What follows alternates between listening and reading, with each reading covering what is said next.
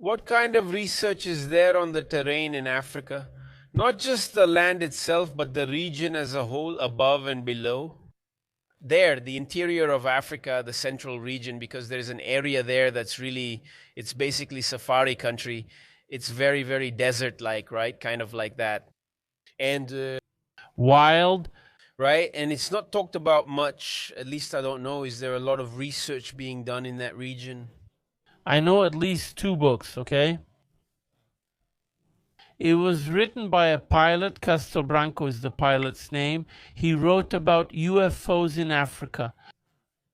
So there are several cases, both from ordinary people and also from pilots.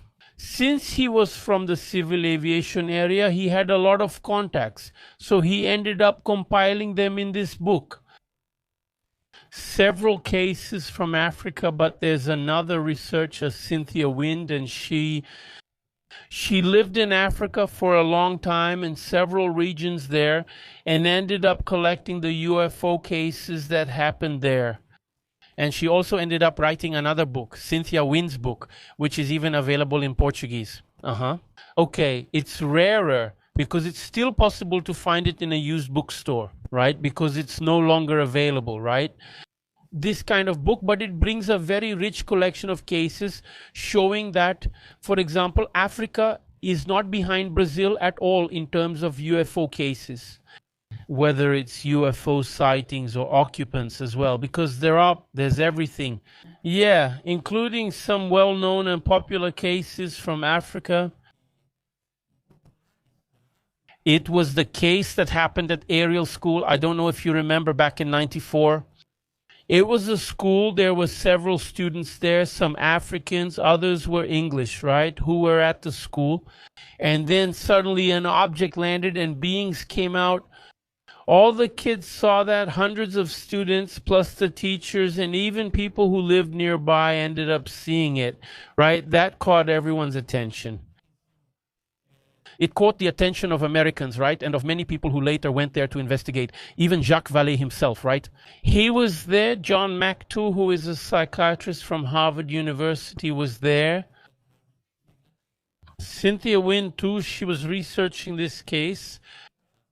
And they came to the conclusion that, in fact, those students, right, who are all adults today, right, they even recently, I heard that they had a reunion to remember the event from 1994 when they were kids, right? So the principal was there, some teachers and the students reaffirming what they had seen. John Mack himself, who is a psychiatrist from Harvard University, he went there, analyzed the testimonies of those students, right, of several of them, took their drawings, and the drawings matched as well.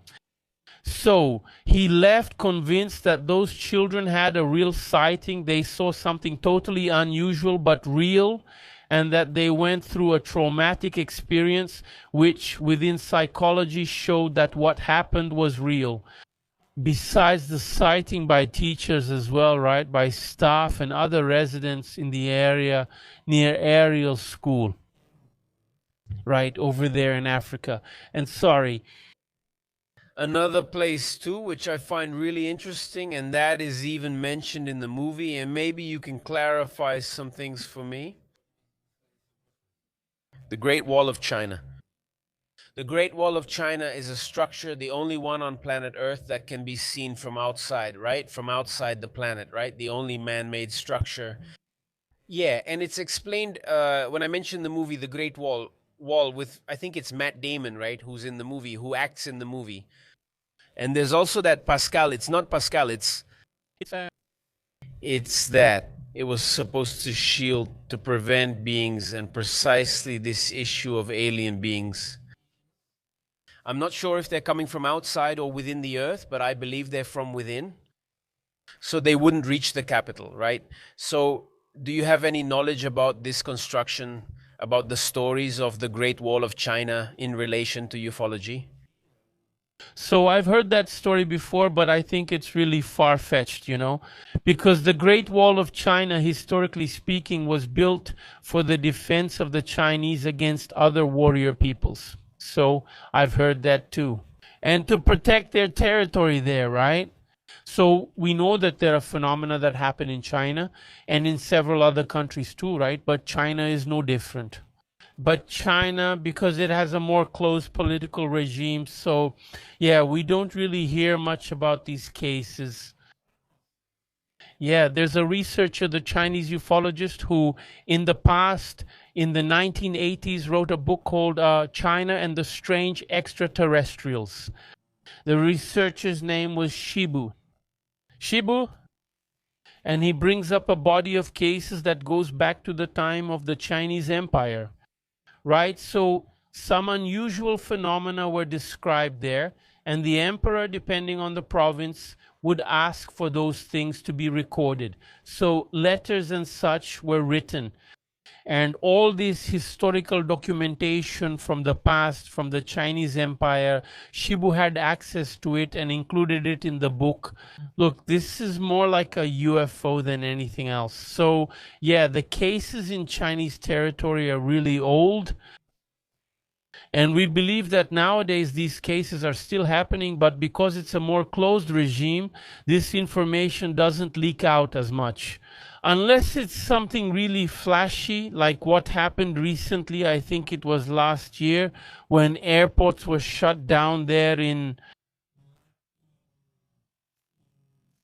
China. I think it was Gansu, a region there in China. And then they didn't know if it was a drone, a UFO, or what it was, but that made them anxious, and temporarily they closed all the nearby airports, prohibiting flights from passing through, landing, or taking off to avoid any kind of air accident with those objects that they didn't know if they were UFOs or some kind of spy technology from another country or something else, right? This is happening nowadays. But in the past, when we didn't have any drones, when there wasn't so much spy technology, these phenomena were already affecting those regions. And if we look at all the geology of China, there are regions there with a lot of mountains. That's right. And they're high, right? And usually it's in these mountain ranges that the number of UFO sightings is concentrated. And another thing, just like in Brazil and other parts of the world where abductions happen, in Shibu's own book, he also mentions cases of abductions or contact with beings. So when we think about ufology, whether it's about the craft, right, or the beings themselves, their actions involving abduction and implants, that's a standard all over the world, right? So in any place in the world you go and investigate, you'll find UFO cases there. And like it could even be remote places like, for example, Antarctica, which we're talking about, Greenland, right? Or even the North Pole, right? Although Santa Claus must be there and he must have seen a lot of things, right? But jokes aside, that's how it is. The UFO phenomenon manifests itself all over the globe.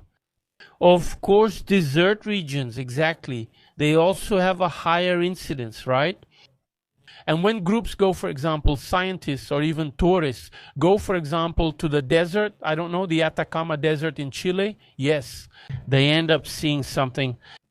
Yeah, or they go, for example, to those deserts in the United States, right? Because the United States also has a lot of cases. The Utah region, the Nevada desert, and so on. So these are areas that are prone to sightings and contact with these beings.